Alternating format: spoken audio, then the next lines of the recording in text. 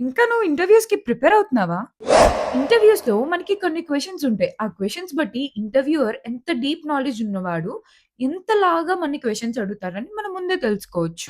నువ్వు ఒకవేళ mechanical engineer and civil engineer అయ్యుంటే నువ్వు ఖచ్చితంగా నేర్చుకోవాల్సిన టాపిక్స్ ఎస్ఓఎం అండ్ కేఓఎం. ఇది ఏ సెక్టార్‌లో ఇంటర్‌వ్యూకెళ్ళినా ఖచ్చితంగా ఈ క్వెషన్స్ అడుగుతారు. లైక్ ఆటోమొబైల్ ఎళ్ళినా అండ్ ఏరోస్పేస్ ఎళ్ళినా, ఆయిల్స్ సైడ్ వెళ్ళినా, లైక్ ఫ్లూయిడ్స్ సైడ్ వెళ్ళినా, ఏ సెక్టార్‌లో ఎళ్ళినా ఈ సబ్జెక్ట్ ఉంటుంది. మరి ఎస్ఓఎంకి, కేఓఎంకి డిఫరెన్స్ ఏంటి? చాలా మందికి తెలీదు గదా! ఎందుకంటే షార్ట్ టర్మ్స్‌లో పిలుచుకుంటున్నాం కాబట్టి. ఎస్ఓఎం అంటే స్ట్రెంత్ ఆఫ్ మెటీరియల్స్. కేఓఎం అంటే కైనమాటిక్స్ ఆఫ్ మెషిన్స్. వీటి 2 పేర్లలోనే మనకి చాలా డిఫరెన్స్ కనిపిస్తుంది కదా! ఎస్ఓఎం మనకి మెటీరియల్స్ గురించి డిస్కస్ చేస్తుంది. అండ్ దీనిలో మనకి stress, strain, deformation all other factors గురించి డిస్కస్ చేస్తాం. మరి కేఓఎం అంటే? అది కూడా చెప్తా విను.